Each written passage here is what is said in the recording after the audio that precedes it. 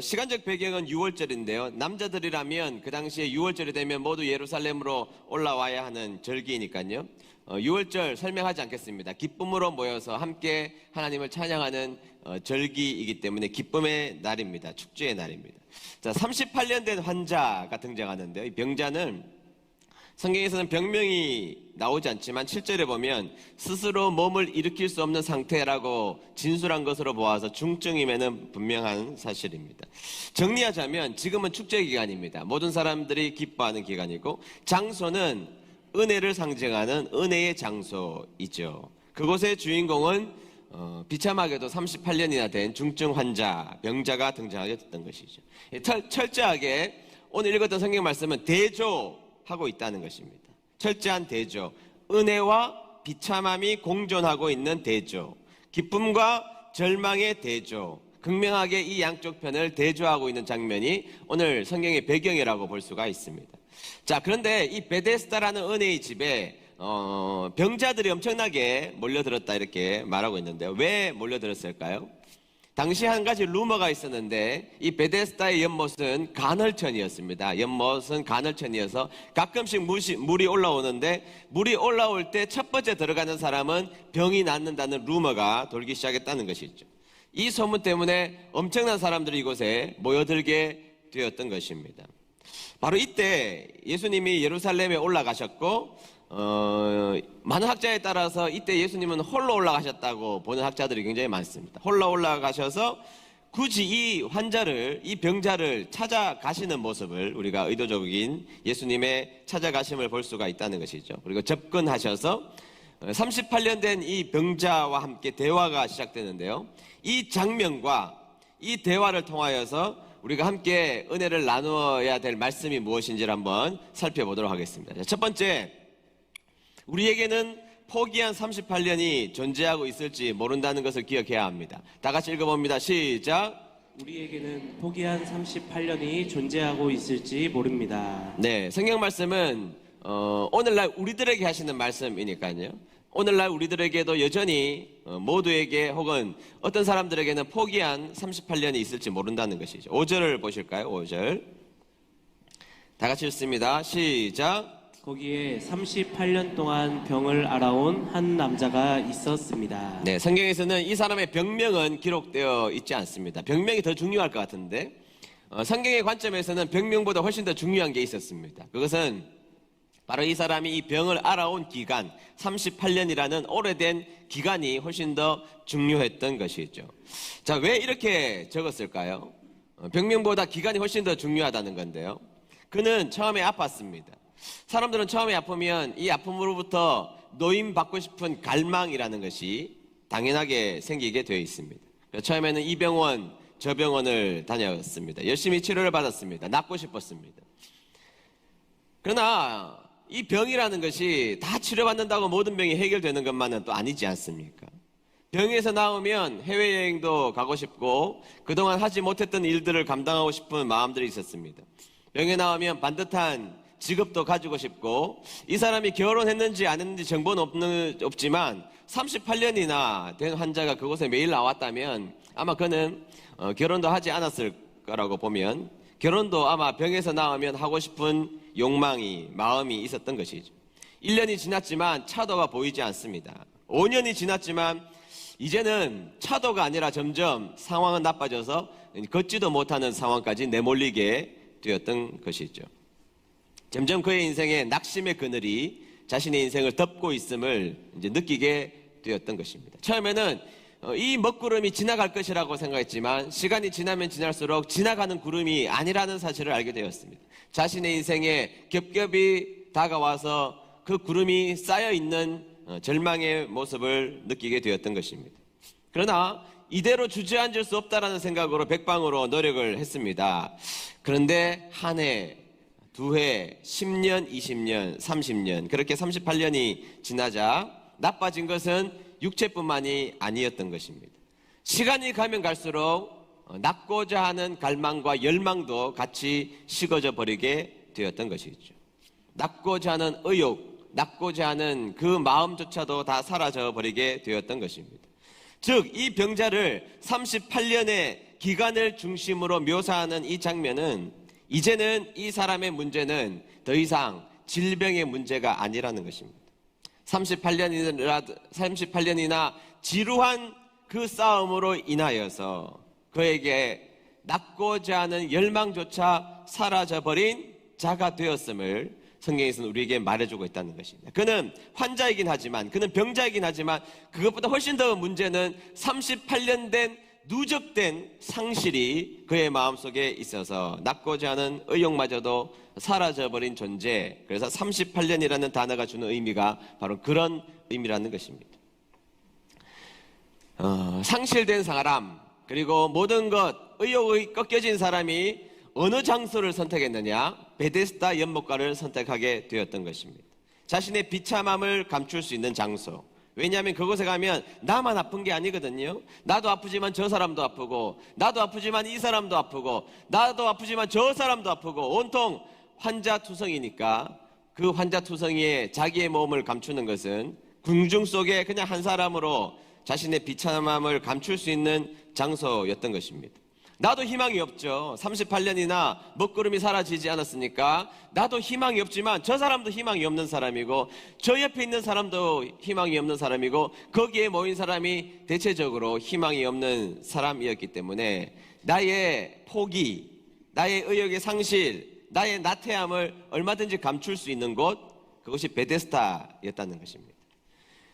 그 의욕이 감추어지는 곳, 그것이 바로 베데스다였기 때문에 그는 굳이 그곳에 가서 자신의 인생을 살기로 작정했던 것입니다. 결국 이 병자는 낫고자 하는 그 절실한 소망을 다 잃어버리고 나태의 늪에서 허우적거리며 있었던 것입니다. 그게 무려 38년이에요. 38년이나 나태했고 만성 의욕 상실증에 걸려서 의욕이 없는 상태로 살아가는 사람이었던 것입니다. 근데 제가 이 성경의 말씀은 2000년 전의 말씀이 아니라 오늘날 우리들에게 하시는 말씀이라고 제가 말씀을 드렸다면, 오늘날 우리의 인생 가운데 무엇인지는 모르지만 우리들의 인생에 포기와 나태에 빠진 우리들이 있다고 생각해 보신 적은 없으신가요?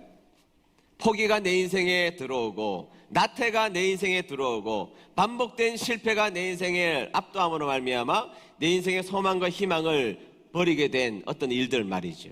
그런 일들이 있을 수 있다는 것입니다.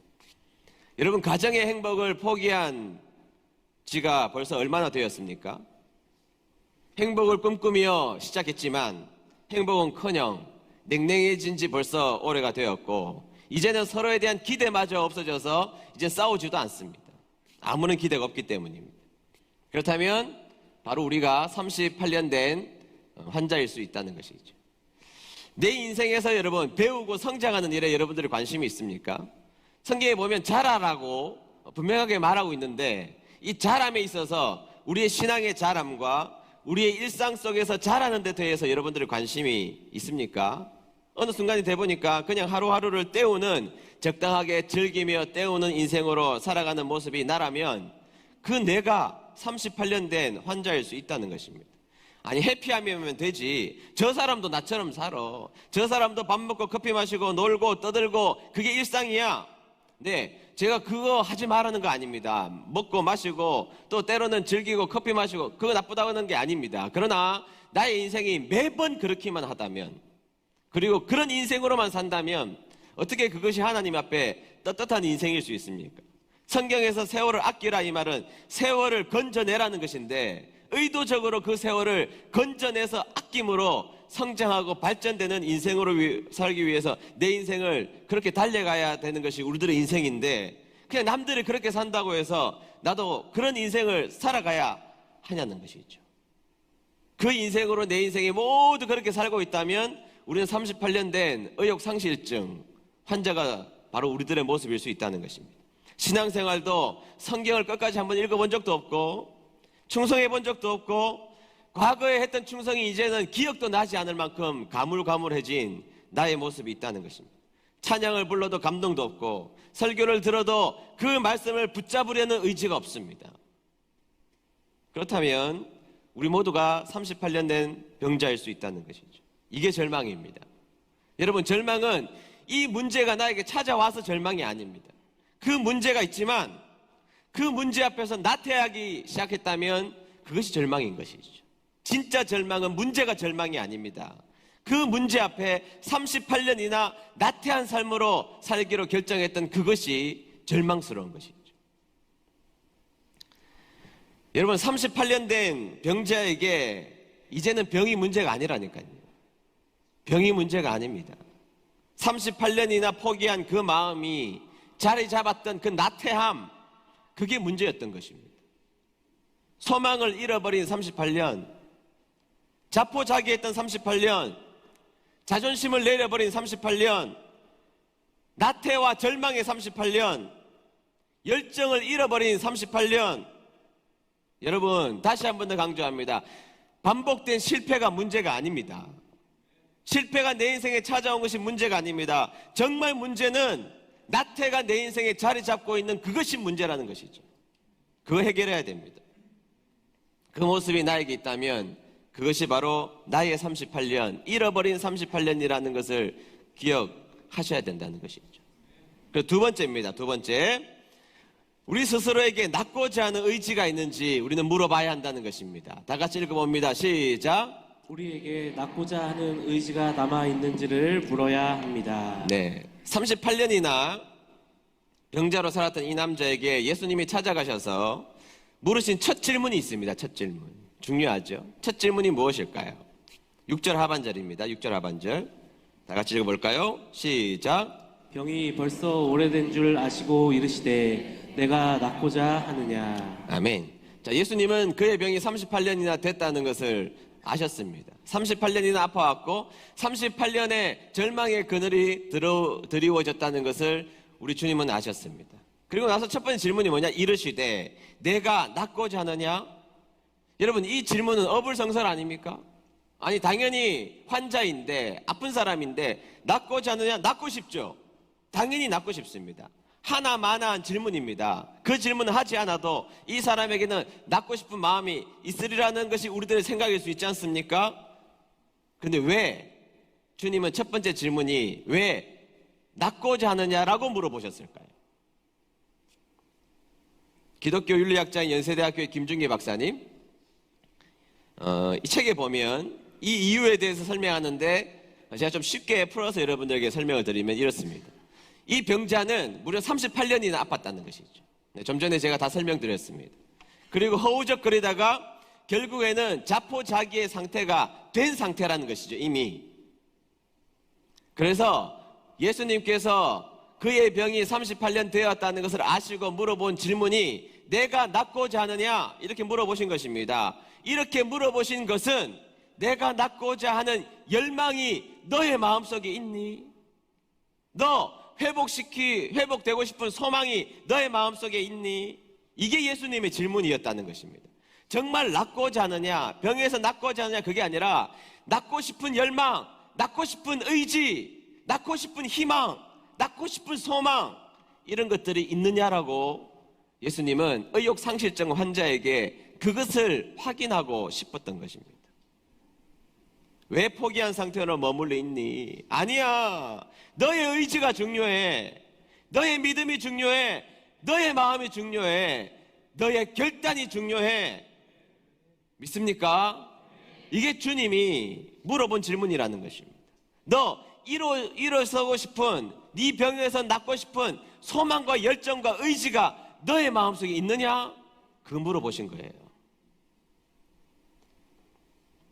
그런 차원에서 여러분들에게 동일하게 질문해야 됩니다. 가정의 불행한 가정과 어려운 그 문제로부터 그 문제가 해결받기를 원하니가 아니라 그 문제를 해결하려고 하는 의지가 너에게 남아있니? 너의 고통스러운 이 문제로부터 네가 해결하고 싶은 의지가 너에게 있니? 믿음 생활 바르게 하고 싶은 의지가 너에게 있니? 주님이 물어보신다는 거예요. 의지가 있냐고 물어보시는 겁니다. 다하라 요네코라는 분이 있는데요. 산다는 것이 황홀하다라는 책을 지은 분입니다. 이 사람은 감수성이 예민한 고3 때 갑작스럽게 어머니의 죽음으로 말미암아 충격을 받고 자살을 선택합니다. 기차에 뛰어들어요. 기차에 뛰어들어서 두 다리가 다 절단됩니다. 그리고 한 팔도 왼손도 절단이 돼요. 두 발이 절단되고 왼팔도 절단되고 오른손만 남았는데 그중에 손가락이 3개밖에 안 남습니다. 완전히 몸이 만신창이가 되었는데 겨우 목숨만 부지하게 된 것이죠. 살긴 살았는데 더 괴로운 겁니다. 죽으려고 뛰어들었는데 살았으니 더 괴로운 거죠. 그런데 자신의 몸이 엉망진창이 되어버렸으니 여자의 몸으로 살아가기가 너무나 괴로웠던 것입니다. 그래서 수면제를 모아서 자살하려고 준비했는데 타하라 아키토시라는 신학생을 만납니다. 신학생이 전도로예요. 여러 가지 말로 전도하는데 그런즉 누구든지 그리스도 안에 있으면 새로운 피조물이라. 이전 것은 지나갔으니 보라 무엇이 되었도다? 새 것이 되었도다. 이 말씀이 이 여인을 무너뜨립니다. 이 말씀이 무너뜨립니다. 내가 새로운 사람이 될 수 있다고, 새로운 존재가 될 수 있다고 이 말에 완전히 무너지게 됩니다. 그리고 변합니다. 희망의 삶을 살기로 작정합니다. 그런데 그렇게 결정을 하자 이상하게 자신의 마음속에 한 번도 경험해보지 못했던 감사가, 자신의 평생 한 번도 경험해보지 못했던 기쁨과 감사가 샘솟듯이 일어나기 시작하더라는 것입니다. 심지어 자신에게는 고통의 상징이었던 3개의 손가락, 그 손가락을 보면서 왜 죽지 못했어? 이렇게 생각했던 그 3개의 손가락을 보면서 나에게 여전히 3개의 손가락이 있음을 하나님 앞에 감사하게 되었던 것입니다. 그리고 그녀에게 전도했던 멋진 신학생이 프로포즈를 해서 결혼을 하게 되었고 2딸을 낳습니다. 그리고 그녀가 썼던 그 책 내용 중에 감자와의 전쟁이라는 글이 있어요. 감자와의 전쟁이라는 글인데요. 어느 날 음식을 준비하면서 여러분 몸이 없잖아요. 이렇게 뭔가 지지를 하고 깎아야 되는데 감자 껍질을 깎으려고 하는데 3손가락으로 하니까 감자가 동그랗게 생겼잖아요. 깎으려고 할 때마다 도망가더래요.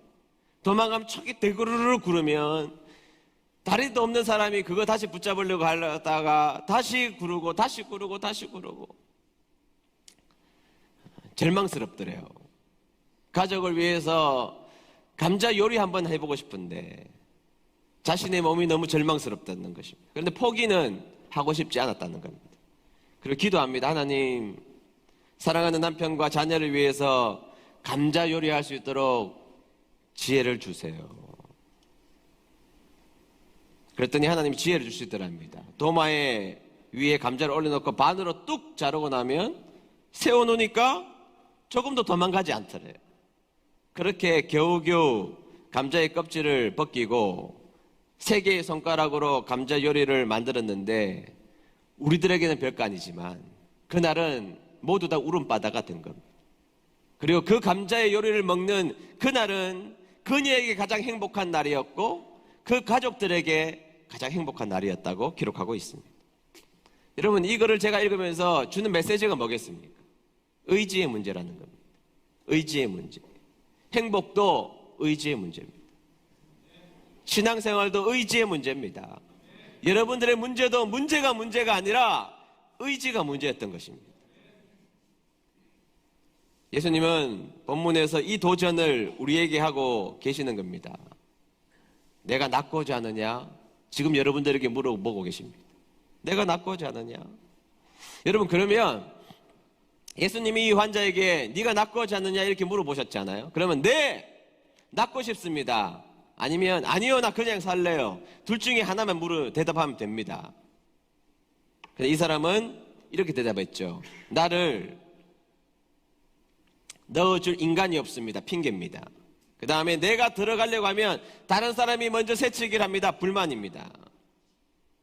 여러분, 핑계와 불만이 우리를 성장시키지 못해요. 그냥 대답하면 됩니다. 의지를 보여드리면 됩니다. 네, 저 낫고 싶어요. 과거에는 절망스러웠지만 이제 그 절망으로부터 벗어나고 싶습니다. 말하면 됩니다. 우리도 마찬가지입니다. 목사님, 제가 옛날에는요 정말 노력하고 살았습니다. 그냥 안 됩니다. 제가 지쳤습니다. 포기했습니다. 이해되는데요? 나 힘들어서 더 이상 안 됩니다. 이제는 돈도 없고 힘도 없습니다. 그런데 여러분, 성경에서는 그렇게 말하고 있지 않는데요. 여러분들 그게 38년 되셨습니까? 여러분들이 가지고 있는 그 문제가 38년이나 되셨습니까? 그거 아니라면 우리는 그렇게 말할 자격이 없습니다.